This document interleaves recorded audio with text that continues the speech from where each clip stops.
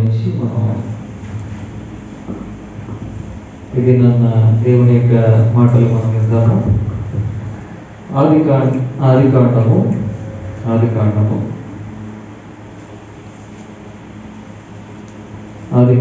3వ అధ్యాయము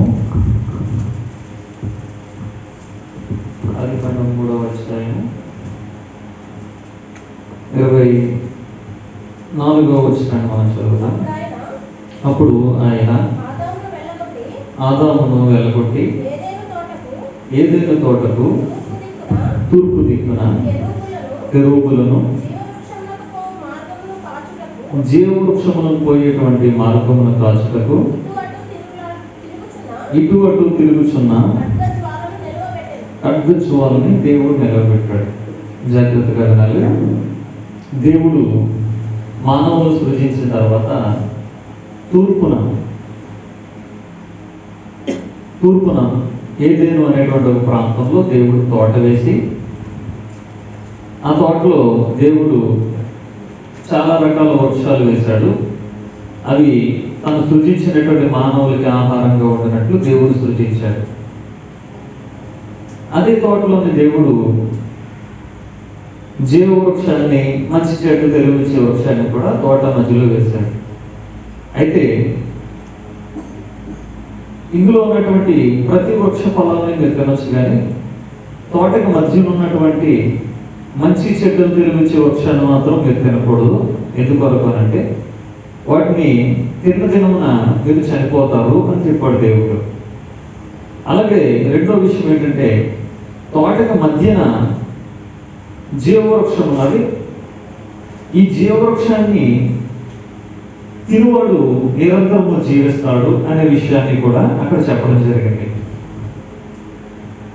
అంటే ఇక్కడ మనకి ఏమర్థమవుతుందంటే, ఒక మానవుడు నిరంతరము జీవించేవాడిగా ఉండాలి అనేది దేవుని యొక్క ఆలోచన.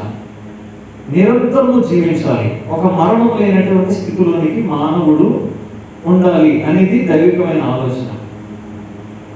అయితే దేవుడు చెప్పిన ఒకే ఒక మాట మనందరికి తెలిసిన విషయం, ఆ తోట మధ్యన మంచి చెట్టు తెలివినిచ్చేటువంటి వృక్షాన్ని దేవుడు ఉంచాడు. దాన్ని తినకూడదు, దాన్ని తింటే చనిపోతావు, నిశ్చయంగా అంటే ఖచ్చితంగా నువ్వు చనిపోతావు అని ఒక విషయాన్ని చెప్పాడు. మానవుడు దేవుడు చెప్పిన మాటని వినకుండా మంచి చెట్టు తెలివినిచ్చే వృక్షం యొక్క ఫలాన్ని తిన్నాడు. మరణం అనేది మానవుడికి వచ్చింది. అయితే దేవుడు ఏం చేశాడు అంటే, ఒకవేళ ఈ ఆదాము ఈ యొక్క జీవవృక్షం దగ్గరకు పోయి ఆ జీవవృక్షానికి ఉన్నటువంటి ఫలం తీసుకుని ఆ ఫలాన్ని తిని ఒకవేళ నిరంతరం జీవిస్తాడేమో. నిరంతరం జీవిస్తే ఏమైంది? ఒకవేళ జీవవృక్షాన్ని తీసుకుని ఆ ఫలాన్ని తీసుకుని ఆదాము నిరంతరం జీవిస్తే దేవుడి స్వరూపం దేవుడి పోలికే కదా. నిరంతరము తిని జీవిస్తే ఏముంటుంది అని అంటే, వాడు నిరంతరము జీవిస్తే వచ్చేటువంటి సంతానం పరిశుద్ధులు కాదు, పాపులు వస్తారు భూమి మీద. మరణం లేని పాపులు భూమి మీద ఉంటారు. ఇది పాపుల యొక్క లోకంగా మిగిలిపోతుంది. దేవుడు కోరుకున్నటువంటిది పరిశుద్ధత కలిగినటువంటి వాళ్ళు, దేవుని స్వభావం ఉన్నటువంటి, దేవుని పోలికలో దేవుని స్వరూపంలో ఉన్నటువంటి వారు నిరంతరము జీవించాలని కోరుకున్నాడే కానీ పాపులుగా దేవుడు నిరంతరము జీవించాలని దేవుడు కోరుకోవట్లేదు. ఈ వాక్యం మనకు అర్థమవుతే దేవుడు ఏం చేశాడంటే, వీడు ఈ మంచి చెట్లు తెలివించి వృక్షఫలాన్ని తిన్నాడు కనుక ఈ జీవవృక్ష ఫలాన్ని తినకూడనట్టుగా దేవుడు దానికి ఏం చేశాడంటే, ఆ యొక్క కెరూబులను అక్కడ ఒక ఖడ్గజ్వాలని దేవుడు పెట్టాడంట. ఏం పెట్టాడు? ఖడ్గజ్వాలను పెట్టాడు దేవుడు. ఆయన కెరూబులు పెట్టాడు. అంటే ఏదైనా తోటలో దేవుడు సృజించినటువంటి ఏదైనా తోటలో ఆదాము అవ్వతో పాటు కూడా భూమి మీద దేవదూతలు, కెరూబులు, శరాపులు, అప్పుడు దేవుడు కూడా ఉండేవాడు. దేవుడు కూడా వస్తూ ఉండేవాడు ఏదైనా తోటకి. అంటే ఎంత ఆహ్లాదకరమైనటువంటి, ఎంత సంతోషకరమైనటువంటి వాతావరణం ఏదేలో ఉన్నది ఒకసారి మీరు ఆలోచించండి. ఏదేలో ఎలాంటి పరిస్థితి, ఎలాంటి వాతావరణం ఆదాము అవ్వల మధ్యన దేవుడు ఉంచాడని మీరు ఆలోచించండి. కేవలం మనుషులు మాత్రమే లేరు ఏదేలో. కెరూబులు ఉన్నారు, శరాపులు ఉన్నారు, అక్కడ ఉన్నటువంటి దూతలు ఉన్నారు. వాళ్ళు వస్తా పోతా ఉండేవారు భూమి మీదకి. ఇదంతా కూడా భూమి మీద ఒకప్పుడు ఏదేలో జరిగినటువంటి ఒక మంచి వాతావరణం అదంతా కూడా. ఇప్పుడు అదేమీ లేదు. ఇప్పుడు అలాంటిది ఏమీ లేదు. లోకమంతా కూడా మొత్తం అరణ్యం కింద మారిపోయింది. ఇలాంటి అరణ్యంలో మనం బ్రతుకుతూ ఉన్నాం. దేవుడు ఏం చేశాడంటే ఈ జీవవృక్షానికి పోయేటువంటి ఒక మార్గం ఉన్నదంట. ఏమున్నది? జీవవృక్షానికి పోయేటువంటి ఒక మార్గం ఉన్నది. ఈ మార్గం గుండా వెళితే ప్రతి మానవుడు కూడా ఆ జీవవృక్షానికి ఉన్నటువంటి ఆ యొక్క పండును తీసుకోవచ్చు, తినవచ్చు, నిరంతరం బ్రతకవచ్చు. కానీ ఆ మార్గాన్ని గురించి యేసు ప్రభువు ఏమన్నారు అంటే జీవ మార్గాన్ని గురించి మాట్లాడుతూ ఈ మాటను ఎలాగే ఉంచి దయచేసి మత్తయి సువార్త రండి. మత్తయి సువార్త, మత్తయి రాసినటువంటి సువార్త,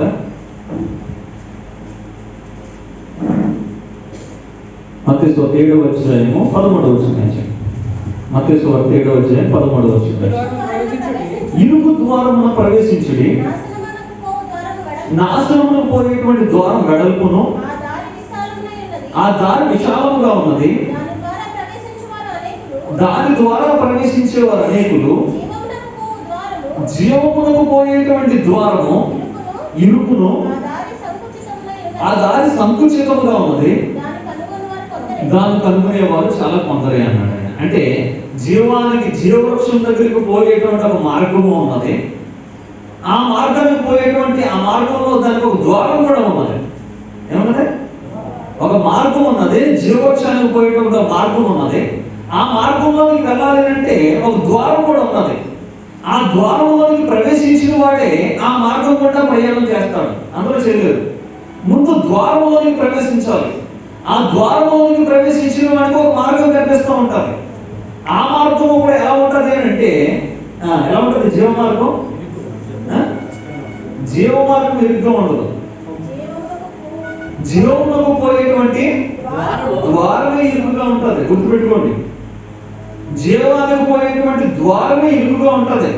లోపల చూడండి, ఈ యొక్క మందిరం ఉన్నది. ఈ మందిరంలోకి వచ్చేటువంటి ద్వారం ఎంత ఉన్నది?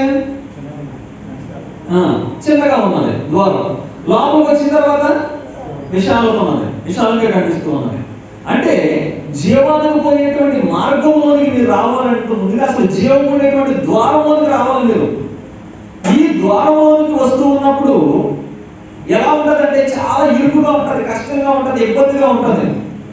ఎందుకు ఇరుకుగా ఉంటుంది, ఎందుకు కష్టంగా ఉంటుంది, ఎందుకు ఇబ్బందిగా ఉంటుంది అంటే ఇది శరీరమునకు సిలువుతో కూడుకున్నటువంటి కనుక ఇబ్బందిగా ఉంటుంది. ఇప్పుడు మనం తీసుకెళ్ళి ఒక చెక్క మీద పడుకోబెట్టి ఆ చేయికో మీకు, ఈ చేయికో మీకు, రెండు కాళ్ళకు మీకు కొట్టేసి మీకు అర్థమవుతుందా? మనం తీసుకెళ్ళి ఒక చెక్క మీద పడుకోబెట్టి ఆ చేయికో మీకు, ఈ చేయికో మీకు, ఈ కాళ్ళకు మీకు పక్కలో బల్లం కొడుతూ పొడిచేద్దాం ఉంటే ఎలా ఉంటుంది? అది ఎలా ఉంటుంది? ఆ మార్గం ఎలా ఉంటుంది? సులువుగా ఉన్నప్పుడు ఇప్పుడు సులువుగా ఉందా? అదనమాట. ద్వారంలోనికి ప్రవేశించాలి అంటే మొట్టమొదటిగా ఎవడైనా నన్ను వెంబడింపకూడని ఎడల వాడు మొట్టమొదటి తను ఉపేక్షించుకుని తన సిలువనెత్తుకుని నన్ను వెంబడించాలి. కనుక ఇప్పుడు ద్వారంలోనికి ప్రవేశించడం ఎలా ఉన్నది అంటే యేసుక్రీస్తు వారు సిలువ వేయబడినటువంటి ఆ సిలువ యొక్క నుంచే నీ జీవమార్గం ప్రారంభమవుతుంది. అసలు నీకు ఉన్నటువంటి ద్వారమే ఎక్కడుందంటే కలవరి కొండ మీద ఉన్నటువంటి సిలువ యొక్క ఉంది నీ ద్వారం. నీ ద్వారం ఎక్కడ ఉంది? జీవానికి పోయి ద్వారం ఎక్కడ ఉంది? ఎక్కడుంది? సిలువే ద్వారం నీకు. యేసుక్రీస్తు వారు సిలువ అయిపోయినటువంటి స్థానం దగ్గరికి వెళ్ళినటువంటి వాడికి ఆ సిలువలో నుంచే మార్గం కనిపిస్తూ ఉంటుంది. సిలువుని రానంత వరకు కూడా, సిలువుని చేరనంత వరకు కూడా జీవ మార్గం ఏ ఒక్కడికే కనిపించదు. నువ్వు సిలువుకు ముందు స్వస్థత పొందు, సిలువుకు ముందు నువ్వు ఆరోగ్యం పొందు, నువ్వు సిలువుకు ముందు ఆశీర్వాదం పొందు, సిలువుకు ముందు నువ్వు ఏదైనా పొందు దేవుడి ద్వారా, నీకు జీవ మార్గం మాత్రం కనిపించదు. నువ్వు సిలువుకు ముందు యేసు ప్రభువు కుంటలను బాగు చేశారు, కుష్ఠులను బాగు చేశారు, చచ్చిపోయిన బ్రతికించారు, అంతా ఓకే. ఆయన ఏం చేయలేదంటే అన్ని చేస్తాడు ఆయన. కానీ నీకు జీవ మార్గం కనిపించాలి అంటే ఎప్పుడు కనిపిస్తుంది? నువ్వు యేసుక్రీస్తు వారి సిలువ వద్దకు వచ్చినప్పుడు మాత్రమే యేసుక్రీస్తు వారి సిలువ దగ్గర ఉన్నటువంటి ఆ ద్వారము నీకు తెరవబడుతుంది. ఆ ద్వారంలో నువ్వు ప్రవేశించిన తర్వాత అప్పటి నుంచి కూడా నువ్వు జీవ మార్గం గుండా ప్రయాణం చేస్తూ ఉంటావు. అప్పటి నుంచి కూడా నువ్వు సిలువ దగ్గర ప్రయాణం సాగిస్తూనే ఉంటావు. ఈ విషయం మీకు అర్థమవుతే ఇప్పుడు ద్వారంలోకి ప్రవేశించడానికి ఎంత కష్టం అంటే ఒక వ్యక్తిని సిలువ వేస్తూ ఉంటే ఎంత కష్టంగా ఉంటుందో అంత కష్టంగా ఈ యొక్క ద్వారంలోనికి ప్రవేశించడం అనేటువంటిది క్రైస్తవ జీవితంలో ఉంటుంది. మనందరం విశ్వాసులమే. ఎవరు అమ్మా? మనందరం ఎవరు? విశ్వాసులమే. కానీ ఈ విశ్వాసానికి కూడా ఒక పరీక్ష ఉన్నది. ఈ విశ్వాసానికి కూడా ఒక పరీక్ష ఉన్నది. ఈ పరీక్ష ఏంటంటే అగ్నితో కూడుకున్నటువంటి పరీక్ష. ఇది ఏ పరీక్ష? అగ్నితో కూడుకున్నటువంటి పరీక్ష. మామూలు పరీక్షలు అయితే మామూలుగా సాగిపోతుంది, కానీ ఈ అగ్నితో కూడుకున్నటువంటి పరీక్షలోని ఎవరి విశ్వాసం ఎంతో, ఎవరెవరి యొక్క భక్తి ఎంతో అంతా కూడా బయలుపడేటువంటి ఒక దినం వస్తుంది, ఒక రోజు వస్తుంది. అప్పుడు ఇప్పుడు మనం దేవుడి సన్నిధిలో నిలబడి సాక్ష్యం చెప్పినంత సులువుగా మాత్రం ఉండదు. ఆ రోజున అగ్ని పరీక్షలో నీకు వచ్చినటువంటి, ఆ రోజు నీకు వస్తున్నటువంటి పరీక్షలో ఇప్పుడు మనం అనుకున్నంత సులువుగా ఉండదు. సరే, ఈ విషయం పక్కన పెడితే జీవములకు పోయేటువంటి ఈ యొక్క ద్వారం ఏదైతే ఉంటుందో ఆ ద్వారం గుండా ప్రవేశించిన తర్వాత జీవములకు పోయేటువంటి మార్గం గుండా వెళ్తే నీకు ఏముంటది అంటే అక్కడ ఏమున్నది? జీవవృక్షం ఉన్నది. అక్కడ జీవవృక్షం దగ్గరికి వెళ్ళిన తర్వాత కూడా నీకు ఏమున్నదంటే అక్కడ ఒక ఖడ్గజ్వాల తిరుగుతూ ఉన్నది. ఏ జ్వాల తిరుగుతున్నది? ఖడ్గజ్వాల తిరుగుతూ ఉన్నది. ఈ ఖడ్గజ్వాల ఎవరైనా వెళ్ళి ఆ జీవవృక్ష ఫలాన్ని తీసుకుందాము అని అనుకుంటున్నాడా వాడికి ఏమొస్తుంది అంటే మరణం వస్తుంది. ఖడ్గజ్వాల ఏం చేస్తుంది? కాల్చి వేస్తుంది. అది మనలాంటి ఖడ్గజ్వాల కాదు. అది ఎక్కువ ఉన్నటువంటి భూమి మీద ఉన్నటువంటి అగ్ని కాదు. అది పరలోకం మీద ఉన్నటువంటి అగ్ని. అది దేవుడి వద్ద నుంచి ఉన్నటువంటి అగ్ని. అది ఆ అగ్ని జ్వాల ఏం చేస్తుందంటే ఎవడైతే ఆ యొక్క నిరంతరము జీవించేటువంటి వృక్ష ఫలం అనేది తినాలి అని ప్రయత్నం చేస్తాడో వాడిని చంపేస్తాడు. అందుకోటి యేసుక్రీస్తు వారు ఏమన్నాడు అంటే నా శరీరము తిని నా రక్తం తాగని ప్రభు చెప్తూనే ప్రభు పద గురించి మాట్లాడితే ఏమన్నాడంటే ఇదిగో ఎవడైనా అయోగ్యముగా ఇందులో చేతులు పెట్టిన ఎడల, ఎవడైనా అపవిత్రముగా దీంట్లో చేతులు పెట్టిన ఎడల చాలా మంది మీలో బలహీనులు అవుతూ ఉన్నారు, మీలో చాలా మంది రోగులు అయిపోతూ ఉన్నారు, మీలో చాలా మంది ఇప్పటికే చచ్చిపోతున్నారు. జీవవృక్ష ఫలాన్ని తీసుకుందామనేటువంటి ప్రయత్నం వాడు చేస్తున్నాడు. జీవవృక్ష ఫలాన్ని తిందామనే ఒక ప్రయత్నం చేస్తున్నాడు. ప్రభు పదలో చేతులు కట్టడం అంటే మీకు అర్థమవుతున్నాము? ఇప్పుడు ప్రభు పదలో చేతులు కట్టడం అనేటువంటి విషయం మీకు అర్థమవుతుందా? జీవవృక్ష ఫలాన్ని వెళ్ళి తీసుకోవాలనే ప్రయత్నం ఎలాంటిదో ప్రభు పదలో చేతులు కట్టడం అనే ప్రయత్నం కూడా అదే. జీవవృక్షం ఎవరు? ప్రభు అయిన యేసుక్రీస్తు వారు. జీవవృక్ష ఫలం ఏంటి? నువ్వు బ్రతకాలనేటువంటి ఫలం ఏంటి? నువ్వు తిరిగి బ్రతకాలంటే యేసుక్రీస్తు వారు ఇచ్చినటువంటిది ఏంటి? ప్రభు శరీరము, ప్రభు యొక్క రక్తము. ప్రభు శరీరము తిని ఆయన రక్తము త్రాగువాడు ఏమవుతాడంట? అంత్య దినమున లేపబడును. వాడు నిరంతరము జీవిస్తాడు. నా శరీరం తినేవాడు మరణంలో నుంచి జీవంలోనికి దాటేశాడు. వాడికి ఇంక మరణం లేదు. జీవవృక్ష ఫలాన్ని దేవుడు ఇచ్చాడు అన్నప్పుడు ఇచ్చాడా? ప్రభు శరీరమే, ప్రభు రక్తమే జీవవృక్ష ఫలం. అది దేవుడి యొక్క సన్నిధిలో ఉన్నది. ఎక్కడ ఉన్నది? మీరు దేవుడి సన్నిధి ఎందుకు రావాలి అని అంటే దేవుడి సన్నిధిలోనే ఉన్నది. ఒకప్పుడు ఏదేనే దేవుడి సన్నిధి, ఒకప్పుడు ఏదేనే దేవుడి సన్నిధి. ఆ దేవుడి యొక్క సన్నిధిలో కూడా ఏదేలో కూడా బలిపీఠం ఉండేది. ఇప్పుడు హేబేలు బలిపీఠం దగ్గర బలి అర్పించాడు అని అంటే హేబేలు ఎక్కడ అర్పించాడు? ఎక్కడికి తీసుకెళ్లాడు? కయ్యను ఏమన్నాడు? నీ సన్నిధిలో నుంచి నన్ను తోలివేయొద్దన్నాడు. అంటే అక్కడ ఏమున్నది? ఏదేని తోటలో దేవుడి సన్నిధి ఉన్నది. ఏదేలో దేవుడి సన్నిధి ఉన్నది. అక్కడ ఒక బలిపీఠం ఉన్నది. అక్కడ ఆదాము కూడా ఏం చేస్తూ ఉండేవారు అంటే దేవుడికి అర్పణ అర్పిస్తూ ఉండేవారు. వాళ్ళకి వచ్చినటువంటి దాంట్లో అర్పణ అర్పిస్తూ ఉండేవారు. లేకపోతే హేబేలుకి బలి ఇవ్వాలనే విషయం ఎలా తెలుసు? హేబేలుకి అర్పణ ఇవ్వాలనే విషయం ఎక్కడి నుంచి తెలిసింది? దేవుని యొక్క వాక్యం మనకి ఏం నేర్పిస్తుందంటే అక్కడ ఉన్నటువంటి ఈ జీవవృక్షం ఏదైతే ఉన్నదో ఈ జీవవృక్షం ఉన్నటువంటి ఆ ఫలం ఏదైతే ఉన్నదో ఆ ఫలము ఈ రోజున దేవుని సన్నిధిలో మనకి ఆయన శరీరముగా, ఆయన రక్తముగా మనకి ఆయన ఇచ్చాడు. మీరు ప్రభు బలలో పాలు పంపులు పొందుతూ ఉన్నారంటే మీరు జీవవృక్షం వల్ల ఆల్రెడీ భుజిస్తున్నటువంటి వారే. చాలా మంది దీన్ని తెలియక చేతులు పెట్టేస్తున్నారు. ఎలా పెడుతున్నారు? హృదయం పరీక్ష లేదు, ప్రవర్తన పరీక్ష లేదు, క్రియ పరీక్ష లేదు, తన యొక్క స్వచ్ఛత్వం యొక్క పరీక్ష లేదు. నేను ఎలాగో ప్రభు సన్నిధిలో ప్రభు యొక్క బలంలోని చేతులు పెడుతున్నాను అనేటువంటి ఆలోచన పూర్తిగా కోల్పోయాడు. ఈ స్థితిని అంతటా కూడా కోల్పోయి ప్రభు శరీరంలో చేతులు పెట్టి జీవవృక్ష ఫలం దగ్గర చేతులు పెడితే వాడు ఎలాగ చేస్తున్నాడు? ఈ రోజున మానవులు నిరంతరము జీవించడానికి ఇచ్చినటువంటి ఆయన శరీరం, ఆయన రక్తం ఈ రోజున మరణానికి కారణమైపోతుంది. నువ్వు మరణించడానికి కాదు, నిరంతరము జీవించడానికి దేవుని యొక్క ఉద్దేశం. అందుకొరకే ప్రభు యొక్క శరీరాన్ని, ప్రభు యొక్క రక్తాన్ని ఇచ్చాడు.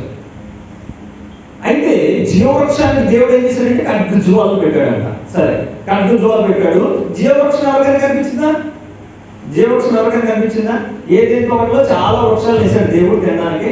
ఆ వృక్షాలే మనం చూస్తున్నటువంటి వృక్షాలు. ఏంటో వృక్షాలు? మామిడి చెట్లు, యాపిల్స్, ద్రాక్షలు, ఈ ఫలాలన్నీ కూడా దేవుడు ఏదైనా తోట వేసినటువంటి మామూలుగా మానవుడు జీవించడానికి ఇచ్చినటువంటి వృక్ష ఫలాలు. మరి మిగతా మిగతా 2 వృక్షాలు ఉన్నాయి. ఆ వృక్షాలు ఏంటి? ఒకటేమో జీవవృక్షం, రెండోది మంచి చెట్లు తెలిపించే వృక్షం. ఈ యొక్క మొత్తం 3 వృక్షాలని కూడా దేవుడు ఎక్కడి నుంచి మొలిపించాడని చెప్పాడు? నేల నుండే మొలిపించాడని చెప్పాడు. గుర్తుపెట్టుకోండి, ఈ 3 వృక్షాలని కూడా దేవుడు ఎక్కడి నుంచి మొలిపించాడంట? నేల నుండే మొలిపించాడు. ఇప్పుడు ద్రాక్ష చెట్టు, యాపిల్ చెట్టు, వృక్ష ఫలాలన్నీ మీకు కనిపిస్తున్నాయి, కంటికి కనిపిస్తున్నాయి. ఇప్పుడు మీకు జీవవృక్షం కంటికి కనిపిస్తుందా? జీవవృక్షం కంటికి కనిపిస్తుందా? దేవుడు నేల నుండే మొలిపించాడు కదా, కనిపిస్తుందా? యేసుక్రీస్తు వారిని చూసారా? యేసుక్రీస్తు వారిని చూసారా? భూమి మీద చూసారు కదా, మనం చూడకపోయినా 2 వేల సంవత్సరాలు మనం చూసారు కదా జీవవృక్షం. ఎవరు జీవవృక్షం? ఎవరు? ప్రభువే జీవవృక్షం. నువ్వు నిరంతరము జీవించడానికి ఆయన శరీరం, ఆయన యొక్క రక్తం మన మధ్యలో ఉన్నదంటే అదే జీవవృక్షం. నువ్వు చూస్తున్నావు కదా, ప్రతి వారము కూడా జీవవృక్షం నువ్వు చేతులు పెడుతున్నావు కదా, జీవవృక్ష ఫలాలు భుజిస్తున్నావు కదా. నువ్వు కంటికి కనిపిస్తుందా? కనిపిస్తున్నది. జీవవృక్షం ఎవరు? ప్రభు అయినటువంటి యేసుక్రీస్తు వారే. ఇప్పుడు నేను అడుగుతున్నాను, 3వ విషయం, మంచి చెడ్డ తెలివిచ్చే వృక్షం కనిపిస్తుందా నీకు? మంచి చెడ్డ తెలివిచ్చే వృక్షం కనిపిస్తుందా కంటికి? కనిపిస్తుందా? ఎవరికైనా కనిపించిందా? పోనీ కనిపించిందా? కనపడలేదు. అంటే ఈ కనిపించని మంచి చెడు తెలివి వృక్షం ఎక్కడ ఉన్నది? అసలు అది ఎలా ఉన్నది? అసలు దాన్ని ఎవరెవరు పూజిస్తున్నాడు? ఈ మనుషులందరూ చనిపోవడానికి గల కారణం ఏంటి? అసలే ఈ యొక్క మంచి చెడు తెలిపించే వృక్షం తినడం వల్ల ఇక్కడ మరణం వస్తున్నది. మరి మానవులందరికీ మరణానికి కారణం ఏ వృక్షం? అది మంచి చెడు తెలిపించే వృక్షమే. సరే, ఆ వృక్షాన్ని గురించి పక్కన పెట్టి మనం జీవవృక్షాన్ని గురించి చూద్దాం. ఈ భాగంలోనే జీవవృక్షాన్ని గురించి దేవుడు మనకు ఆయించింది ఏంటంటే, దానిలో చేతులు పెట్టాలి అంటే దాని మధ్యలో ఏమున్నదంటే ఒక ఖడ్గ జ్వాల ఉన్నది. ఏమున్నది? ఒక ఖడ్గ జ్వాల ఉన్నది. ఆ ఖడ్గ జ్వాల నువ్వు దాటితేనే, ఆ ఖడ్గ జ్వాల నుంచి నువ్వు తప్పించుకోగలిగితేనే జీవవృక్ష ఫలాన్ని తినగలవు, లేదంటే నువ్వు చనిపోతావు. దేవుడు పెట్టినటువంటి ఒక సెక్యూరిటీ అది. అబ్రహాము ఉన్నాడు. అబ్రహాం జీవితంలో జరిగినటువంటి ఒక సందర్భం చూపిస్తాను, చూడండి. ఆదికాండము 15వ అధ్యాయము. ఆదికాండం 15వ అధ్యాయము. ఆదికాండం 15వ అధ్యాయము.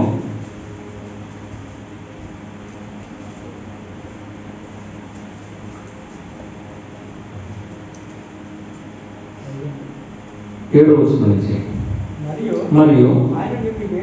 మరియు ఈ దేశమును స్వతంత్రించుకున్నట్టు వారిని దాన్ని ఇచ్చినట్టు కల్దీయుల ఊరనేటువంటి పట్టణంలో నుండి నిన్ను యువతకి తీసుకుని వచ్చినటువంటి యెహోవాను నేనే అని చెప్పినప్పుడు అతడు, ప్రభు అయిన యెహోవా, నేను దీన్ని స్వతంత్రించుకుంటానని నాకు ఎట్లు తెలియనగా ఆయన 3 ఏండ్ల పెయ్యను, 3 ఏండ్ల మేకను, 3 ఏండ్ల పొట్టేలును, ఒక తెల్ల గువ్వను, ఒక పావుర పిల్లను నా యొక్కకు తీసుకుని తెమ్మని అతనితో చెప్పాను. అతడు అవన్నీ తీసుకుని వాటిని సరిగ్గా నడుములకు ఖండించి దేని ఖండముకు దానికి ఎదురుగా దేవుడు ఉంచాడు. అబ్రహాము పక్షులను అతను ఖండింపలేదు. గ్రద్దలు కరేబరముల మీద వాలినప్పుడు అబ్రహాము వాటిని తోలివేస్తున్నాడు. జాగ్రత్తగా వినండి. ఒక అర్పణని అబ్రహాం తీసుకుని వచ్చాడు. ఈ దేశాన్ని నేను ఎలా స్వతంత్రించుకుంటాను? నువ్వు కూడా పరలోక రాజ్యాన్ని స్వతంత్రించుకోవాలి. ఏం చేయాలి? పరలోక రాజ్యాన్ని ఏం చేయాలి? చాలా మంది బలత్కారముగా పట్టుబడుతున్నదండి పరలోక రాజ్యం. పరలోక రాజ్యము యామాన కాలం వరకు కూడా బలత్కారముగా పట్టబడుతున్నది. కానీ దేవుడు అంటున్నాడు, పరలోక రాజ్యాన్ని మీరు స్వతంత్రించుకోవాలి. పరలోక రాజ్యాన్ని మీరు ఏం చేయాలి? స్వతంత్రించుకోవాలి. ఇప్పుడు మన దేశం ఉన్నది. మన దేశానికి ఏమొచ్చింది? 1947లో స్వాతంత్రం వచ్చింది. ఈ స్వాతంత్రం వచ్చినటువంటి భారతదేశంలో మనం ఎలా బ్రతుకుతున్నాం? స్వేచ్ఛగా బ్రతుకుతున్నాం. నువ్వు పరలోక రాజ్యం నువ్వు ఏం చేయాలంటే స్వతంత్రించుకోవాలి. నువ్వు స్వతంత్రించుకున్నప్పుడే ఆ దేశంలో ఉన్నటువంటి వనరులు, ఆ దేశంలో ఉన్నటువంటి సంపద, ఆ దేశంలో ఉన్నటువంటి నీరు, ఆ దేశంలో ఉన్నటువంటి సమస్తమును కూడా నువ్వు అనుభవించగలుగుతావు. గాలి, నువ్వు ఎప్పుడైతే బానిసగా బ్రతుకుతావో నువ్వు ఆ దేశంలో ఉన్నప్పటికీ కూడా ప్రతి దాన్ని కూడా ఒక బానిసగా, ఒక రొట్టె పడైతే తినాలి, ఒక నీటిస్తే తాగాలి, లేదంటే నువ్వు ఎలా చేస్తావు? బానిసగానే బ్రతుకుతావు. నీకు స్వాతంత్రం ఉండదు. నువ్వు దేవుడి మందిరంలోకి వచ్చినప్పుడు కూడా దేవుడు అంటాడు, ప్రభువా యేసుక్రీస్తు వారు ఆయన సమరయ పట్టణంలోకి వచ్చినప్పుడు, ఆ పట్టణంలోకి వచ్చినప్పుడు ఒక సమర స్త్రీ ఎదురైంది. సమర స్త్రీ ఎదురైనప్పుడు యేసుక్రీస్తు వారు ఆమెతో మాట్లాడుతూ ఉన్నాడు. ఆ మాట్లాడుతున్నటువంటి సందర్భంలోని ఆమె అంటుంది, ప్రభువా నువ్వు ప్రవక్తను గ్రహించుతూ ఉన్నాను, ఎందుకంటే నా పాపాల గురించి నువ్వు తెలియజేసావు కనుక నువ్వు ప్రవక్తను నేను గ్రహించుతున్నాను. అయితే నువ్వు ఒక విషయాన్ని చెప్తావు. ఏమని చెప్తావు అంటే, ఇదిగో మనం అందరం కూడా ఆ కనిపిస్తున్నటువంటి ఆ పర్వతం మీదకి వెళ్ళి ఆ పర్వతం మీద దేవుణ్ణి ఆరాధించాలని చెప్తావు కదా అన్నదాన్ని. ఏమన్నది? యెరూషలేములో ఉన్నదని మీరు చెప్పుదురని ఆయనతో చెప్తున్నది. అంటే అక్కడ దేవుడు మోషేకి ఆ పర్వతం మీద ప్రత్యక్షమయ్యాడు కదా, ఆ పర్వతం దగ్గర దేవుడు ఉన్నాడని మనం నమ్ముతున్నాం కదా, ఆ పర్వతం దగ్గరికి వెళ్ళి మనం అందరం ఆరాధించాలని నువ్వు చెప్తావు కదా ప్రభు అంటే, ప్రభు అన్నాడు, అమ్మా ఒక కాలం వస్తున్నది, ఆ కాలమందు ఈ పర్వతం మీద కాదు కదా, ఈ యెరూషలేము దేవాలయంలో కాదు కదా, అసలు మీరు తండ్రిని ఆరాధించరు. నా మాట నమ్మమ్మా, మీరు మీకు తెలియని దాన్ని ఆరాధిస్తున్నారు, మేము మాకు తెలిసిన దాన్ని ఆరాధిస్తున్నాము. రక్షణ యూదులలో నుండి కలుగుచున్నది. అయితే యథార్థముగా ఆరాధించేవారు ఆత్మతోను సత్యముతోను తండ్రిని ఆరాధించే కాలం వచ్చుచున్నది. అది ఇప్పుడు కూడా వచ్చేవాడు. ఏమని చెప్పాడు దేవుడు? అమ్మా ఒకప్పుడు పర్వతం మీద దేవుడు మోషేకి ప్రత్యక్షమైంది నిజమే, అక్కడ దేవుడు ఉన్నాడని మనం ఆ మీద ఆరాధిస్తున్నది కూడా నిజమే. కానీ ఒక కాలం వస్తున్నది, ఇక మీరు తండ్రిని పర్వతమందు కానీ యెరూషలేములో కానీ మీరు ఆరాధించరు.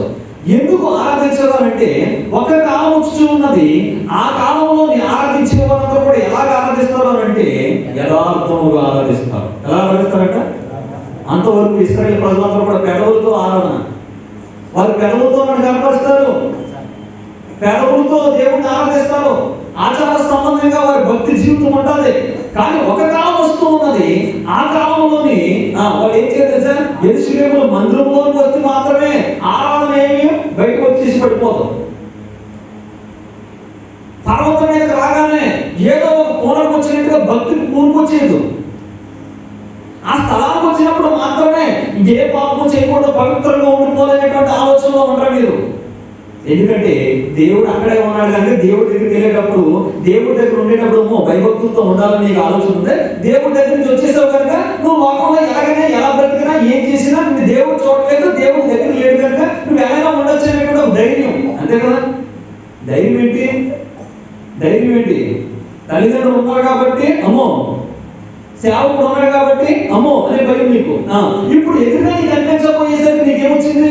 పాపము చేయడానికి, తప్పు చేయడానికి ధైర్యం వచ్చేసింది నీకు. అందుకొరకే దేవుడు ఎక్కడో పర్వతం మీద కాదు, ఇక నుంచి దేవుడు ఎక్కడ ఉండాలనుకుంటాడంటే ప్రతి మానవ దేహంలో కూడా ఆయన నివసించాలనుకుంటాడు. ఆయన ఏమనుకుంటాడు? ఆయన మీ దేహము దేవుడికి ఇదే ఆలయం, ఎప్పుడు దేవుడు నీలో ఉంటాడో. అయితే అంటది ఈ ప్రతి ఆదివారం విశ్రాంతి దినాన్ని చేస్తుంది, దేవుడిని ఆరాధిస్తుంది. కానీ యేసు ప్రభువు ఏమి చెప్పాడనంటే, అమ్మ ఆరాధించేవాడు ఎలాగ ఆరాధించాలంటే ఆత్మతోను సత్యము. అంటే ఎందుకు అన్నాడు కదా? సత్యము మిమ్మల్ని స్వతంత్రులుగా చేస్తుంది. ఎలా చేస్తుంది? సత్యము మిమ్మల్ని స్వతంత్రులుగా చేస్తుంది. అంటే దేవుడు మిమ్మల్ని ఎలాగ ఆరాధించాలని కోరుకుంటాడు? స్వతంత్రులుగా ఆరాధించాలి దేవుణ్ణి. కానీ ఈమె ఆల్రెడీ దేవుడిని ఆరాధిస్తున్నది, కానీ ఇందులో ఆరాధిస్తున్నదే బానిసత్వంలో ఉండి ఆరాధిస్తున్నారు. ఐదుగురు భక్తంతో పాపంలో ఉండి దేవుడిని ఆరాధిస్తుంది. అలాంటి ఆరాధన దేవుడు కోరుకోవట్లేదు. పాపుల మనకి దేవుడు ఆలకింపుడు అని ఉన్నది. అంటే ఏంటి? పాపంలో ఉన్నవాడు ప్రార్థన చేయాలని కోరుకోవట్లేదు దేవుడు. అపవిత్రతో ఉన్నవాడు దేవుడిని ఆరాధించాలని కోరుకోవట్లేదు దేవుడు. యథార్థత లేనివాడు దేవుడిని ఆరాధించాలని కోరుకోవట్లేదు దేవుడు. దేవుడు కోరుకుంటుంది ఏమిటంటే ఆయన ఆరాధించిన వారు యథార్థంగా ఉండాలని కోరుకుంటాడు. ఆయన ఆరాధించిన వాడు యథార్థత కలిగి ఉండాలనుకున్నాడు ఆయన. ఈ యథార్థత లేని వాడు ఆరాధన దేవుడు కోరలేదు. కానీ ఈమె సత్యం అనేది కూడా అంటే లేదు, స్వాతంత్రుడుగానే లేదు, స్వతంత్రాలు లేదు కూడా, బానిసత్వంలో ఉంది, పాపం అనేటువంటి చాలా ఉన్నది. అందులో ఉండి కూడా ఏమంటుంది, ప్రభు నీ స్తోత్రం ప్రభు, తండ్రి నీ స్తోత్రం ప్రభు, యేసయ్య నీకు వందనాలు ప్రభు. అమ్మా నీ బానిసత్వం నుంచి బయటకు వచ్చి నన్ను పిలువ అంటున్నాడు ఆయన. నీ పాపంలో నుంచి బయటికి రా, ముందు నీ పాప స్థితిలో నుంచి నువ్వు బయటికి రా, నీకున్నటువంటి ఆచార సంబంధమైనటువంటి వ్యవహారంలో నుంచి నువ్వు బయటికి రా, నీ మూఢ సంబంధమైనటువంటి భక్తుల నుంచి బయటికి రా. నీవు ఆరాధించేటప్పుడు ఎలా ఆరాధించాలంటే, నువ్వు మనస్ఫూర్తిగా మనుషులు చూస్తున్నారని కాదు, సేవకులు చూస్తున్నారని కాదు, సమాజం చూస్తున్నారని కాదు, నీ తండ్రి నిన్ను చూస్తున్నాడని నువ్వు ప్రార్థన చేయాలి, నీ తండ్రి నిన్ను చూస్తున్నాడని ఆరాధన చేయాలి, నీ తండ్రి నిన్ను చూస్తున్నాడని నువ్వు పాడాలి. మనుషులు చూడాలి అని, మనుషులు గొప్ప చేయాలి అని, మనుషులు మెచ్చుకోవాలని ఈ రోజున క్రైస్తవంలో ఉన్నటువంటి మొత్తం ఆరాధనలో ప్రార్థనలు అన్ని అవే జరుగుతున్నాయి. ఎవరంటే రహస్యం వెళ్ళిపోయి ఎవరికి కనపడకుండా మౌనుడు ప్రార్థన చేసుకునే అంత ప్రార్థన పరుడు ఈ రోజున. ప్రార్థన చేస్తే దేవుడు కనిపించకూడదని చెప్పేసి అని ఎవరు కనుకుంటా మూల వెళ్ళిపోయి ప్రార్థన చేసుకునే అంత రహస్యంగా తండ్రి చూడాలని అంత ప్రార్థన ఆత్మ కలిగిన వాడు ఎవరున్నారు? నేను ప్రార్థన చేస్తే కనీసం తెలియదు ఎవరికే, పాస్టర్ గారు కనీసం తెలియదు. నేను ప్రార్థన చేసుకున్నాను, ఈ రోజు ఉపవాసం ఉన్నా ప్రార్థన చేసుకున్నాను అనే విషయం కనీసం పాస్టర్ గారికి తెలియాలి. ఓ ఆమె ఉపవాస ప్రార్థన ఉన్నది ఈ రోజున అని సంఘంలో చెప్పాలి మళ్ళీ నేను, అంతే కదా. నువ్వు ఉపవాసం చేసేటప్పుడు తెలియకూడదు, ప్రార్థన చేసేటప్పుడు తెలియకూడదు. లోకంలో చూస్తే నువ్వు మామూలుగానే ఉండాలి, తండ్రి చూసేటప్పుడు నువ్వు ప్రార్థన పరుడుగా ఉండాలి, ప్రభువు సన్నిహితంగా ఉండాలి. ఈమె బానిసత్వంలోని దేవుడిని ఆరాధించాలనుకుంటుంది. అలాంటి వారు దేవుడికి అవసరం లేదు, అలాంటి వారు దేవుడు కోరుకోవట్లేదు. అందుకని యేసు ప్రభువు చెప్తుంది, తండ్రి అలాంటి వారిని కోరుకోవట్లేదు. ఆయన ఆరాధించేవారు ఆత్మతో నింపబడి సత్యముతో అనగా స్వతంత్రుడుగా దేవుడిని ఆరాధించాలని కోరుకుంటున్నాడు ఆయన. నీ పాపంలోనే ఉండి, నీకున్నటువంటి బంధకాల్లోనే ఉండి, నీకున్న చెరలోనే ఉండి, నీకున్నటువంటి వ్యసనంలోనే ఉండి, నీకున్నటువంటి ప్రతి బలహీనతలోనే ఉండి దేవుడు ఎంతకాలం దేవుడిని ఆరాధిస్తావు? అలాంటి ఆరాధన దేవుడికి ఏమవసరం? అలాంటి ఆరాధన దేవుడికి ఏమవసరం? నీకంటే నాకంటే ఎక్కువ దూతలు ఆరాధించలేదు దేవుడికి. దేవుడు కోరుతున్నది పరిశుద్ధత నా నుంచి. దేవుడికి స్తోత్రం. మంచి పరిశుద్ధత కోరుతున్నాడు ఆయన. నేను పరిశుద్ధుడిని, నా పిల్లలు పరిశుద్ధుడిగా ఉండాలి. మన నుంచి కోరుతున్నది యథార్థత, మన నుంచి కోరుతున్నది పరిశుద్ధత, మన నుంచి కోరుతున్నది నీతి. ఆయన ఏం కోరుకున్నాడో దాన్ని పక్కన పెట్టేస్తాం. దేవుడు కోరుకున్నది కనికరాన్ని పక్కన పెట్టేసి బలిని కోరుతున్నారు. ఎవరో ధర్మశాస్త్ర సంబంధమైనటువంటి ఉపదేశకులు. నేను బలిని కోరట్లేదయ్యా, కనికరాన్ని కోరుతున్నాను. నేను దాన్ని బాగా తెలుసుకోండి అంటున్నాడు ఆయన. అర్థం కాని వాడు ఏం చేస్తాడంటే, ఆ బానిసత్వం నుండి దేవుని ఆరాధిస్తున్నారు. ఈ సేవకులు కూడా ఏం చేయట్లేదంటే, అక్కడున్నటువంటి విశ్వాసులకి స్వాతంత్రులుగా చేయట్లేదు. వాళ్ళు ఇంకా బానిసలుగా చేస్తున్నారు, ఇంకా వాళ్ళు బంధిస్తున్నారు. ఈ స్వతంత్రులుగా దేవుడిని ఆరాధించాలని దేవుడు చూస్తున్నాడు. అంటే నువ్వు ఏ స్థలంలో ఉన్నా సరే నువ్వు దేవుడిని ఆరాధించేవాడుగా మారిపోవాలి. ఎందుకంటే తండ్రి పర్వతం మీద కాదు, ఇక నీ దేహంలో నివసించేటట్టుగా నీ యొక్క దేహం అనేది అంత పరిశుద్ధంగా మార్చబడాలి. ఆ పరిశుద్ధత కలిగినటువంటి స్థితిలోకి రావాలి. ఆ స్థితిలోకి వచ్చినప్పుడు దేవుని ఆత్మ నీలో నివసిస్తాడు కనుక నువ్వు ఆత్మ అయినటువంటి తండ్రిని ఎల్లప్పుడూ ఆరాధించేటువంటి ఒక అవకాశం వస్తుంది కనుక అబ్రహాము జీవితంలో చూడండి, అబ్రహాము దేవుడికి బలి అర్పిస్తున్నాడు. ఆ బలి అర్పిస్తున్నటువంటి సమయంలోని ఏమొచ్చి పోతున్నాయంట? గ్రద్దలు వచ్చి పోతున్నాయంట. దేవుడికి అర్పించి అర్పణని ఏం తినాలని చూస్తున్నాయి చెప్పండి? ఏం తినాలని చూస్తున్నాయి? దేవుడి అర్పణ ఏం తినాలని చూస్తున్నాయి? గ్రద్దలు. గ్రద్దలు ఏం తింటాయి చెప్పండి? రాబందులు గ్రద్దలు ఏం తింటాయి? చచ్చిపోయిన వాటిని పీనుగులు తింటాయి. అవి ఏం తింటాయి? మత్తయి సువార్త, మత్తయి రాసినటువంటి సువార్త,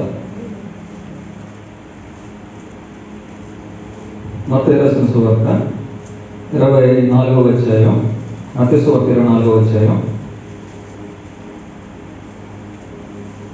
23వ వచనం. ఆ కాలమందు ఎవడైనను ఇదిగో క్రీస్తు ఇక్కడ ఉన్నాడని అక్కడ ఉన్నాడని చెప్పుకుని ఎడల మీరు నమ్మకుడి. అబద్ధపు క్రీస్తులను అబద్ధపు ప్రవక్తలను వచ్చి సాధ్యమైతే ఏర్పరచబడిన వారిని సైతము మోసపరచుటకై గొప్ప సూచక్రియలను మహత్కార్యములను కనుపరచెదరు. ఇదిగో ముందుగా నేను మీతో చెప్పి ఉన్నాను. కాబట్టి ఎవరైనాను ఇదిగో అరణ్యములో ఉన్నానని మీతో చెప్పినా వెళ్ళకుడి, ఇదిగో గదిలో ఉన్నానని చెప్పినా సరే మీరు నమ్మకుడి. మెరుపు తూర్పున పుట్టి పడవడ వరకు ఎలాగో కనబడు, అలాగే మనుషు కుమారుడు రాకడ కనబడును. పీనుగు ఎక్కడ ఉంటుందో అక్కడ గద్దలు పోగవుతూ ఉంటాయి. పీనుగు ఎక్కడ ఉంటుందో అక్కడ ఏం పోగవుతాయంట? గద్దలు పోగవుతాయి. ప్రభు యొక్క శరీరం పీనుగు కాదది, చచ్చిన శవం కాదది, జీవము లేనటువంటి శరీరం కాదది. ప్రభు శరీరము, ప్రభు యొక్క రక్తము జీవం కలిగినదిగా ఉన్నది. వీరికెవడో సర్పము, సాతాను, అపవాది. అర్థమవుతున్నదా? అబద్ధ బోధకులు. మీకు అర్థమవుతున్నదా? అబద్ధపు క్రీస్తులు. వీళ్ళందరూ కూడా ఎలా ఉన్నారు తెలుసా? పీనుగు. ఈ పీనుగు తినేటువంటి గ్రద్దలు ఏవైతే ఉన్నాయో, ఈ పీనుగు తినేటువంటి గ్రద్దలో అబ్రహాము, విశ్వాసులకు తండ్రి అయినటువంటి అబ్రహాము అర్పిస్తున్నటువంటి ఆ అర్పణ దినాలు వస్తున్నాయి. ఈ పీనుగు తినేటువంటి ఈ గ్రద్దలో ఇప్పుడు ఏం దినాలు వస్తున్నాయి? అర్పణ. దేవుడికి అర్పించిన వాటిని దినాలు వస్తున్నాయి. ఆదికాండం గొప్పం, ఆదికాండం 15వ అధ్యాయం నుంచి అతను అర్పించినటువంటి అర్పణని గ్రద్దలు వాడుతూ ఉండగా అబ్రహాం ఏం చేశాడంటే వెంటనే వాటిని తోలివేశాడు. ఏం చేశాడు? వెంటనే అబ్రహాం వెంటనే వాటిని ఏం చేశాడు? తోలివేశాడు. ఎందుకు? ప్రొద్దుముక పోయినప్పుడు అబ్రహాముకి గాఢ నిద్ర పట్టెను. భయంకరమైనటువంటి కటిక చీకటి కమ్మగా ఆయన చూడండి, ఆయన అంటున్నాడు, నీ సంతతి వారు తమది కాని పరదేశములో నివసించి ఆ దేశపు వారికి దాసులు అయిపోతారు 430 సంవత్సరాలు. చెప్పండి, ఇశ్రాయేలు అసలు ఎందుకు దాసులు అయిపోయారు?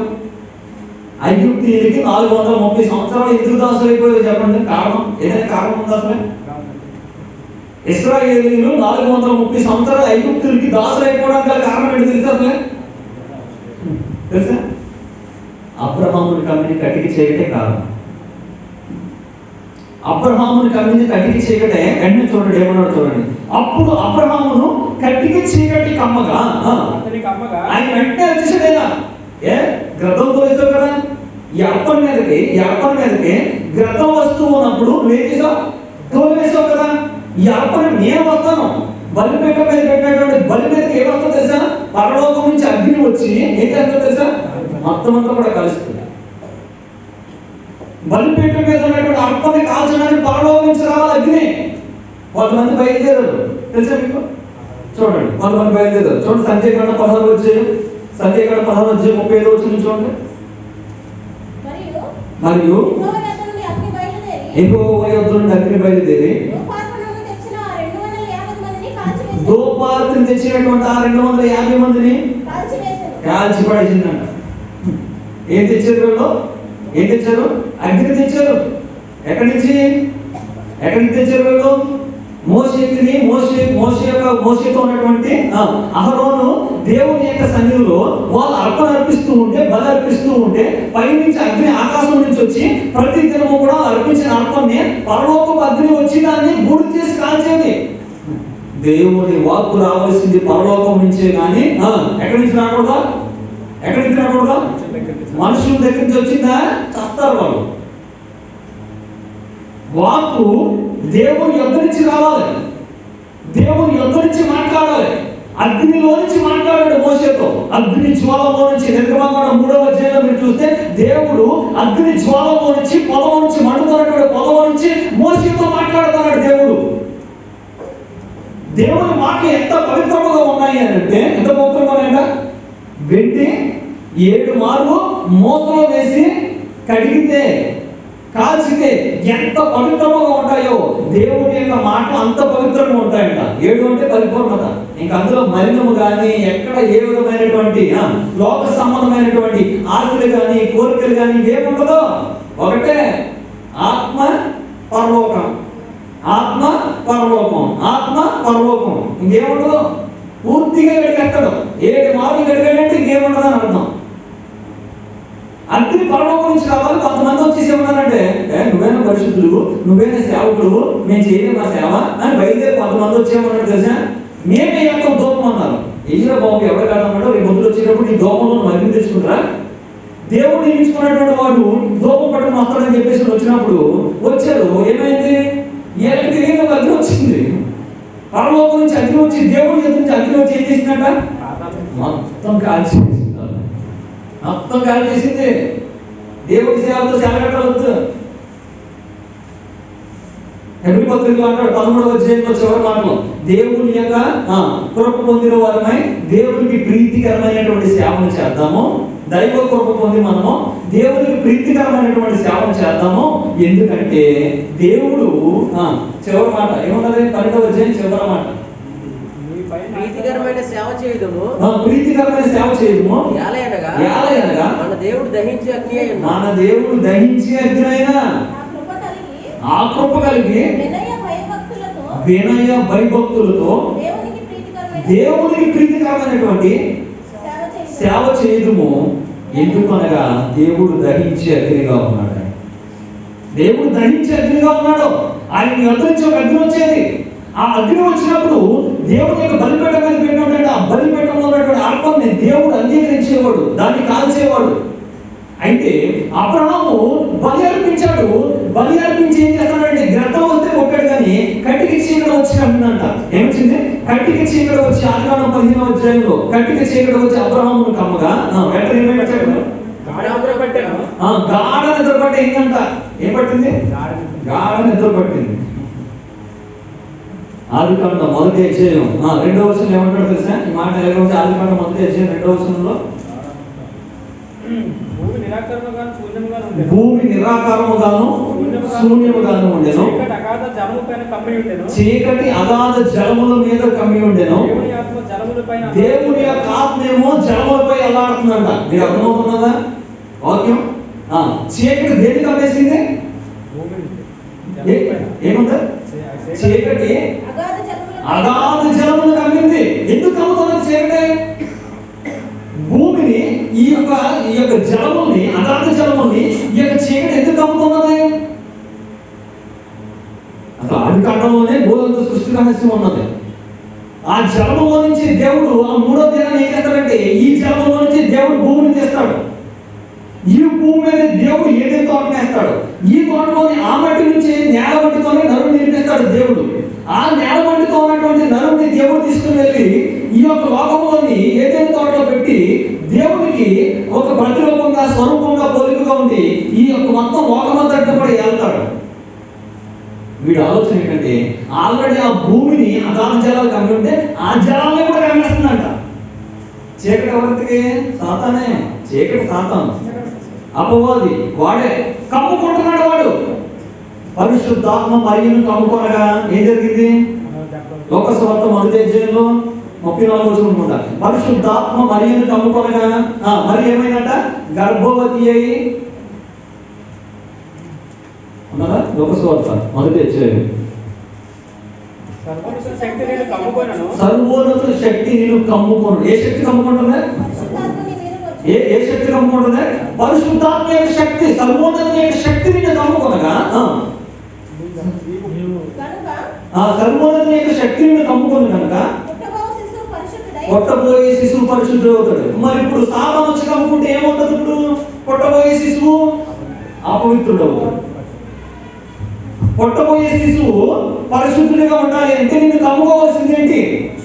నిన్ను కమ్ముకోవాల్సింది పరిశుద్ధాత్మ, దేవుడి యొక్క శక్తి నిన్ను కమ్ముకుంటుందా, లేదంటే అపవిత్రాత్మ శక్తి నిన్ను కమ్ముకుంటుందా, అంధకార శక్తులు నిన్ను కమ్ముకుంటాయా? నువ్వు ఏ శక్తులకు లోబడుతున్నావు?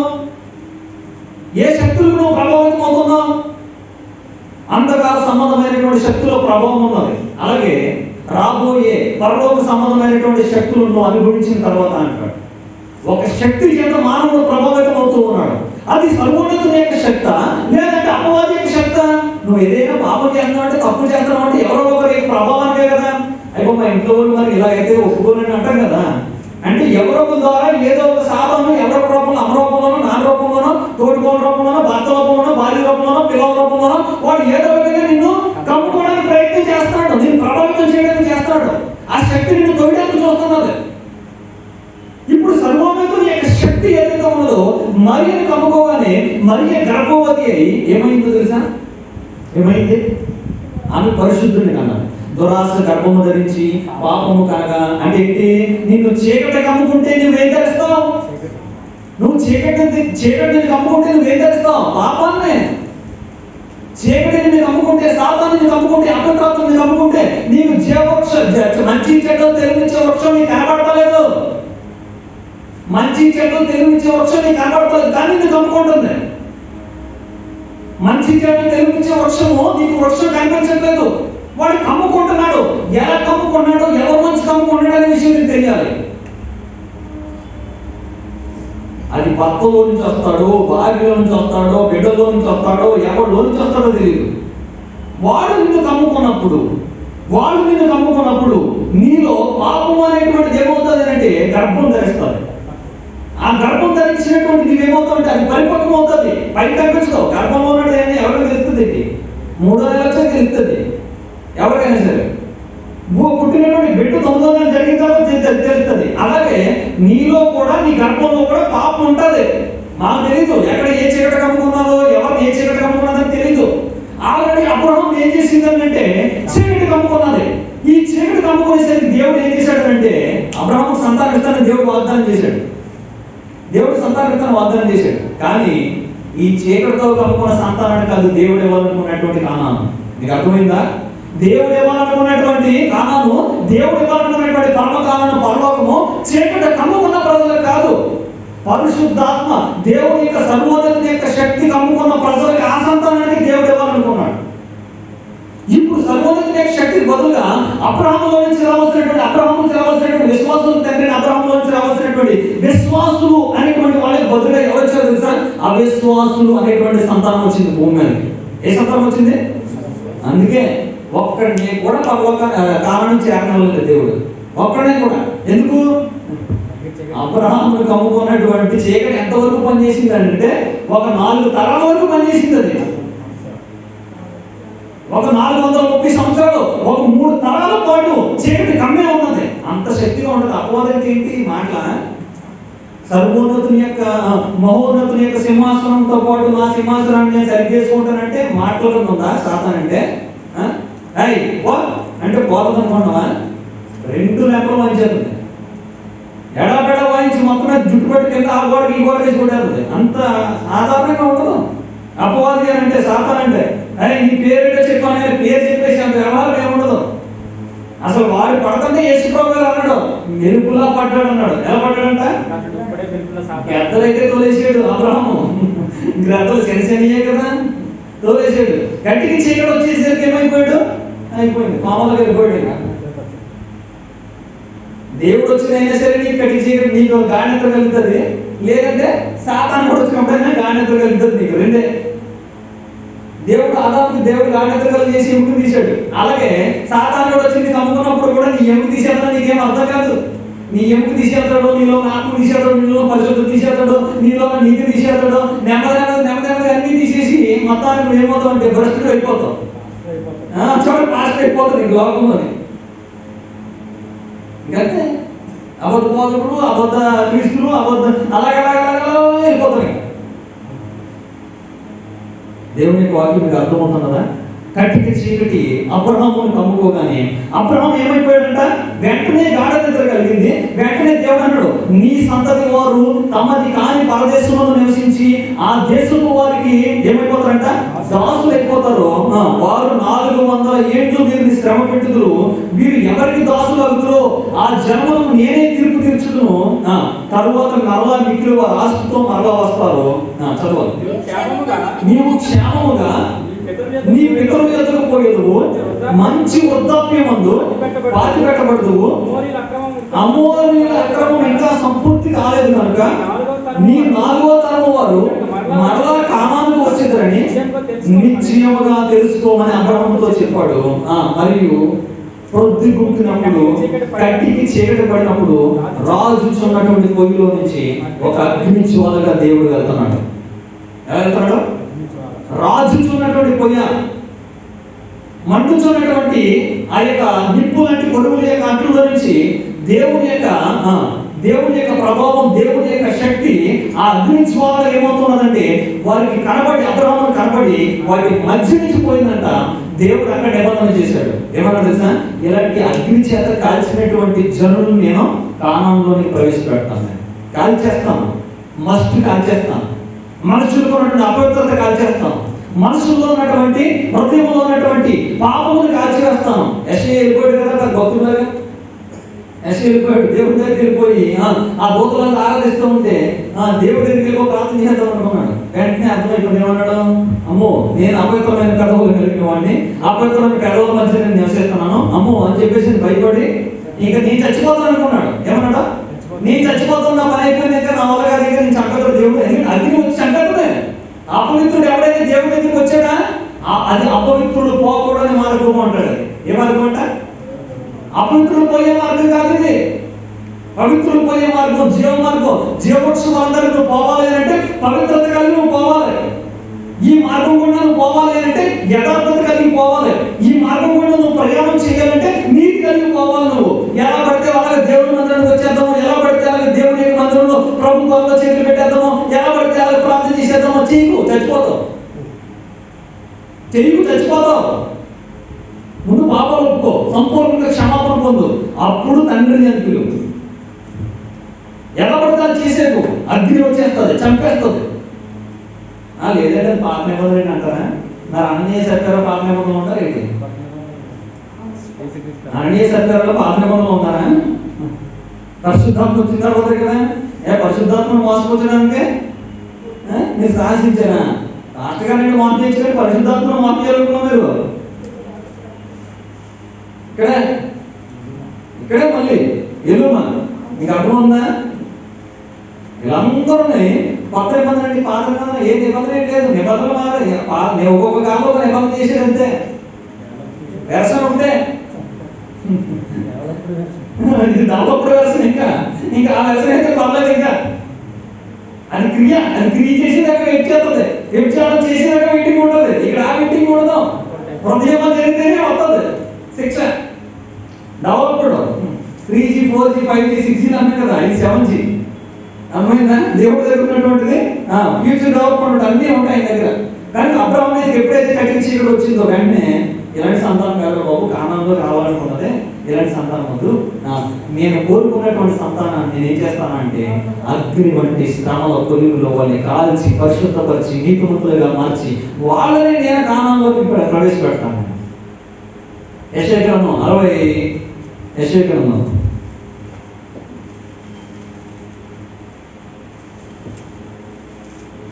60వ అధ్యాయం మొదటి నుంచి. నీకు వెలుగు వచ్చి ఉన్నది లెమ్ము. 59వ అధ్యాయం 21వ వచనం నుంచి కూడా చదివి. నేను వారితో చేయి నిబంధన ఇదే, నీ మీద ఉన్నటువంటి నా ఆత్మయు, నేను నీ నోట నుంచిన మాటలను నీ నోట నుండి, నీ పిల్లల నోట నుండి, నీ పిల్లల నోట నుండి ఈ కాలము మొదలుకొని ఎల్లప్పుడూ తొలగిపోవని యెహోవా సెలవిస్తున్నాడు. నీకు వెలుగు వచ్చి ఉన్నది లెమ్ము, తేజరిల్లుము, యెహోవా మహిమ నీ మీద ఉదయించును. చూడుము, భూమిని చీకటి కమ్ముచున్నది, కట్టిన చీకటి జనమును కమ్ముచున్నది. యెహోవా నీ మీద ఉదయించును, ఆయన మహిమ నీ మీద కనబడుచున్నది. జనము నీ వెలుగుకు వచ్చుదురు, రాజులు నీ ఉదయకాంతికి వచ్చిందంట. జనము ఏ కమ్ముతున్నదే? జనము ఏ కమ్ముతున్నదే? ఆది కారణం మొదటి అధ్యాయం నుంచి కమ్ముతున్నది ఇదే.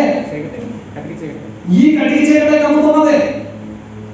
ఈ కటికి చీకటే ఆది కారణం మొదటి అధ్యాయం నుంచి కమ్ముతున్నది. ఏంటి కటికి చీకటే? ఏంటి కటికి చీకటే? అసలు ఎక్కడి నుంచి వస్తుంది కటికి చీకటే? ఎక్కడి నుంచి వస్తుందంటే పేతురు భక్తుడు అంటాడు. పేతురు రాసినటువంటి పత్రిక 2వ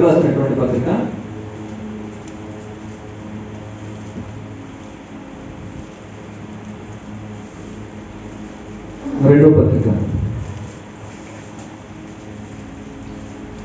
3వ వచనం నుంచి. ఇది అబద్ధ ప్రవక్తల గురించి, అబద్ధ బోధకుల గురించి, వారు తమ ప్రభువుని విసర్జించి భిన్నాభిప్రాయాలు, పోకిరి చేష్టలు, సత్య మార్గాన్ని విడిచిపెట్టేసినటువంటి లోబులు, డబ్బు సంపాదించుకునే వాళ్ళు, కల్పన ఒకే చెప్పేవాళ్ళు, ఈ ఈ గుంపాల గురించి అన్నమాట ఈ మ్యాటర్. మీకు అర్థమవుతుందా? మళ్ళీ ఈ మ్యాటర్ ఎవరి గురించి చెప్తున్నారు అనుకున్నారు? అబద్ధ బోధకులు, అబద్ధ ప్రవక్తలు, భిన్నాభిప్రాయాలు బోధించేటువంటి వాళ్ళు, ఇంకా లోపులు, డబ్బు, సత్య మార్గాన్ని దూషించేవాళ్ళు, కల్పన వాక్యాలు చెప్పుకునేవాళ్ళు, ఆ కథలు ఈ కథలు చెప్పి పర్వతాన్ని పోకుండా చేసేవాళ్ళు, వీళ్ళందరూ గుంపు గురించి చెప్తే ఏమన్నాడంటే 4వ వచనంలో, దేవదూతలు పాపము చేసినప్పుడు దేవుడు వారిని విడిచిపెట్టగా పాతాళ లోకమందలి కటిక చీకటి కలిగినటువంటి వెలుగులోనికి త్రోసివేసి తీర్పుకు కావలిలో ఉంచే వరకు వారిని అప్పగించారు. ఎక్కడ ఉంది కటిక చీకటి? ఎక్కడ ఉంది? పాపము చేసిన వాళ్ళని బంధించడానికి వచ్చినటువంటి కటిక చీకటిది.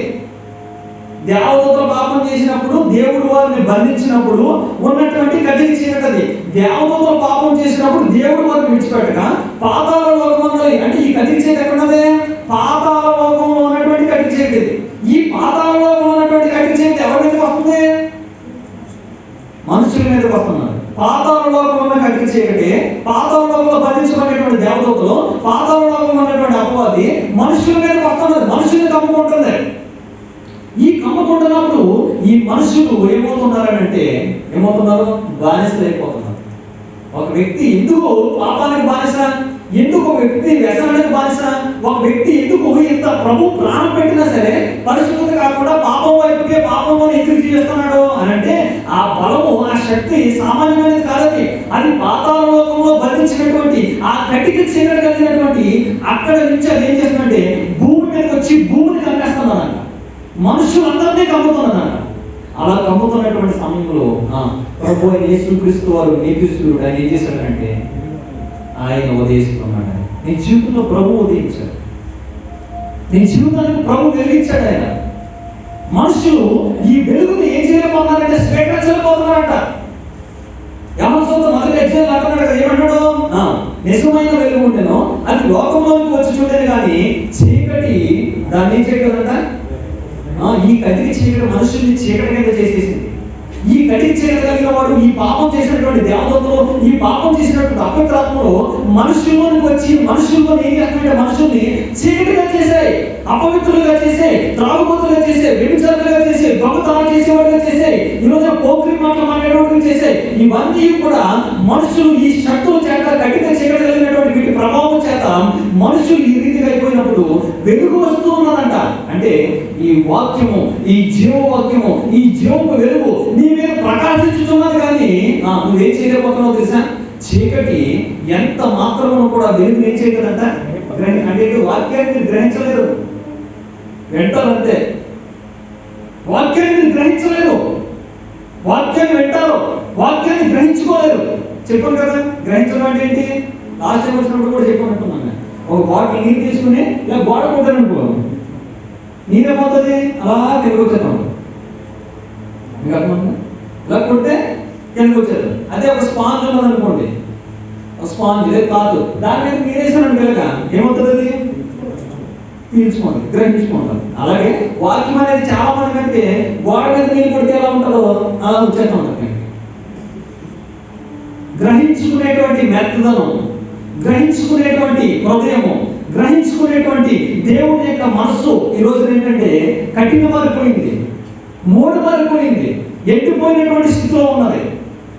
అనుకోండి, దేవుడి యొక్క వాక్యం మనతో మాట్లాడుతుంది. కటిక చీకటి మనుషుల్ని కమ్మేస్తుంది, కానీ ప్రభు అని యేసుక్రీస్తు వారు మన ఏడల కనికరం కలిగిన వాడే. ఆయన యొక్క వాక్యం అనేటువంటి ఈ జీవం అనేటువంటి ఈ వెలుగు అనేటువంటిది లోకంలో ఏం చేస్తుందంటే ప్రతి చీకటి కలిగినటువంటి వ్యక్తి దగ్గరికి వెళ్తున్నది, ప్రతి హృదయం దగ్గరికి వెళ్తున్నది. కానీ ఏం చేయగలంటే ఈ చీకటి ఆ వెలుగు ఏం చేయగలంట? అమ్మో, ఈయనే నా ప్రభు, ఇతనే నా కొరకు ప్రాణం పెట్టాడు, ఈ కొరకు నేను దేనిని విడిచిపెట్టేయాలి, ఈ ప్రభు కొరకు దేనైనా సరే నేను దాన్ని పక్కన పెట్టాలి. నా కొరకు వీళ్ళెవరూ కూడా నా కొరకు ఏమీ చేయలేదు. నేను ఉన్నంతకాలం నన్ను చంపుకుంటే నా తప్పితే కానీ నా కొరకు ఏమీ చేసిన వాడు ఎవడో లేడు. నేను తాగుతుంటే ఏమనలేదు, నేను తిరుగుతుంటే ఏమనలేదు, నా శరీరంలో అవయవాలన్నీ పాడైపోతే నాకు చేసిన వాడు, కిడ్నీ ఇచ్చిన వాడు కూడా లేడు. వీళ్ళెవరు నా కొరకు ఏం చేయరు. కానీ నా కొరకు చేయడానికి వచ్చినటువంటి వెలుగు ప్రభు యేసుక్రీస్తు వారు ఆయన కొరకు ప్రాణం పెట్టాడు అని గ్రహింపు రావట్లేదు. నువ్వు నిత్యము బ్రతకాలని, నిత్యము జీవించాలని ఆయన ప్రాణాన్ని, ఆయన రక్తాన్ని మన కొరకు దారిపోసాడు. ఆయన మన కొరకు దారిపోసాడు. ఆయన అంత గొప్ప దేవుడు, అంత ప్రేమ కలిగినటువంటి వాడు. ఆయన అర్థం చేసుకోవట్లేదంట. అందుకే కట్టిగా చేయడం ఏమవుతుందంట, మనుషులను కమ్ముచు ఉన్నది. కానీ దేవుని యొక్క వాక్యము మరలా మనుషుల్ని ప్రేమించి ఆ వెలుగు అనేది మనుషుల మీద వదిలేస్తుంది. కానీ చాలా మంది ఏం చేస్తారంటే ఈ వెలుగుని ప్రేమించక దేనే ప్రేమిస్తున్నారంట. ఏం చేస్తున్నారు? ఈ వెలుగుని ప్రేమించక మనుషులు దేని ప్రేమిస్తారమ్మా? మరలా మన వాళ్ళే ప్రేమిస్తాం మనం. తిరిగి మరలా మన వాళ్ళే ప్రేమిస్తాం మనం. 4వ అధ్యాయం 3వ అధ్యాయం యోహాను సువార్త 3వ అధ్యాయం 19వ వచనం. ఆ తీర్పు ఇదే, వెలుగు లోకంలోకి వచ్చింది కానీ తమ క్రియలు చెడ్డవైనందున మనుషులు వెలుగును ప్రేమించక చీకటినే ప్రేమించిరి. దుష్కార్యము చేసే ప్రతివాడు కూడా వెలుగును ద్వేషించును. తన క్రియలు దుష్క్రియలుగా కనబడుకున్నట్లే వాడు వెలుగునొద్దకు రాడు. యేసు ప్రభు యొద్దకు ఒక వ్యక్తి రావట్లేదంటే కారణం ఏంటి తెలుసా? నేను వ్యభిచారిని అనే విషయం తెలుస్తుందని, నేను దొంగని తెలుస్తుందని, నేను మోసగాడిని తెలుస్తుందని, నేను ఆ పోకరి మాట్లాడేవాడిని తెలుస్తుందని, నేను వ్యసనపరుడని తెలుస్తుందని. ఒక వ్యక్తి యేసు ప్రభు దగ్గరికి వచ్చాడంటే తన స్థితి ఏంటో తెలుస్తుందనే వాడు యేసు ప్రభు దగ్గరికి, దేవుని దగ్గరికి రాడు. వెలుగుని దగ్గరకు వస్తున్నప్పుడు కూడా వెలుగుని ప్రేమించక ఏం ప్రేమిస్తామంట మరలా మనం? చీకటి కలిగిన ప్రజలనే, చీకటి సంబంధమైనటువంటి మనుషులనే, వీటినే ప్రేమిస్తున్నాం. కానీ వెలుగుని ప్రేమించలేకపోతున్నాం, వెలుగులో జీవించలేకపోతూ ఉన్నాం, వెలుగుతో మనం సహవాసం చేయలేకపోతున్నాం. నువ్వు ఎప్పుడైతే వెలుగుతో నువ్వు సహవాసం చేస్తావో, యోహాను భక్తుడు అంటున్నాడు చూడండి, ఆయనతో పాటు కూడా యోహాను రాసినటువంటి పత్రిక నేను చెప్పి ముగిస్తున్నాను. యోహాను రాసినటువంటి పత్రిక చూడండి, మొదటి అధ్యాయము, యోహాను రాసిన మొదటి పత్రిక 1వ అధ్యాయము 5వ వచనం నుంచి. మేము ఆయన వలన విని మీకు ప్రకటించేటువంటి వర్తమానం ఏమిటంటే దేవుడు వెలుగై ఉన్నాడు, ఆయన యందు చీకటి ఎంత మాత్రమైనను లేదు, ఆయనతో కూడా సహవాసము గలవారు అని మీరు చెప్పుకుని చీకటిలో నడిచిన మనం అబద్ధం ఆడుచు సత్యముగా జరిగించలేదు. మీరు చీకటి మనుషులతో, చీకటి సంబంధాలతో మనము సంబంధాలు కలిగి ఉండి అక్కడ నివసిస్తూ, అక్కడ జీవిస్తూ, వాటినే తింటూ, వాటినే త్రాగుతూ మనము ఏమని చెప్తామన్నమాట? సత్యవంతులు అని చెప్తే నువ్వు సత్య సంబంధం అని చెప్తే ఎప్పటికీ సత్య సంబంధం కాలేవు, నువ్వు సత్యవంతులు కాలేవు. నువ్వు ఎప్పుడైతే చీకటిని ద్వేషిస్తావో, చీకటిని నువ్వు విడిచిపెడతావో, చీకటి కలిగినటువంటి మనుషుల మధ్య నుంచి వేరవుతావో, మూర్ఖమైనటువంటి ఈ తరం నుంచి వేరే నువ్వు జీవిస్తావో, అప్పుడే నీవు దేవుడితో అన్యోన్య సహవాసము కలిగిన వాడివై నీవు కూడా వెలుగు సంబంధులే మారుతావు. అంతవరకు కూడా నీ మీద ఉన్నటువంటి కఠిన చీకటి ఏదో ఒక రోజు ఈ వెలుగును గ్రహించకపోతే, ఈ వాక్యాన్ని స్వీకరించకపోతే, ఈ వాక్యానుసారమైనటువంటి జీవితంలో వెళ్ళకపోతే, ఈ యొక్క ద్వారం కూడా నువ్వు ప్రవేశించకపోతే, ఏదో ఒక రోజు ఈ పాతాళంలో నుంచి వచ్చినటువంటి కఠిన చీకటి ఏదో ఒక రోజు అదే పాతాళంలో వెళ్ళిపోతుంది. ఈ కఠిన చీకటి ఎందుకు వచ్చిందంటే నిన్ను లాగడానికి వచ్చింది. నువ్వు ఎప్పుడు చేస్తావా అని వస్తుంది. అది లాగలేకపోతే వచ్చారా? ఎవరు వచ్చారు? దేవతలు వచ్చారా? అలాగే నువ్వు చచ్చిపోతే కూడా ఎంతో దేవతలు వస్తారు. అది మాత్రం వాస్తవం.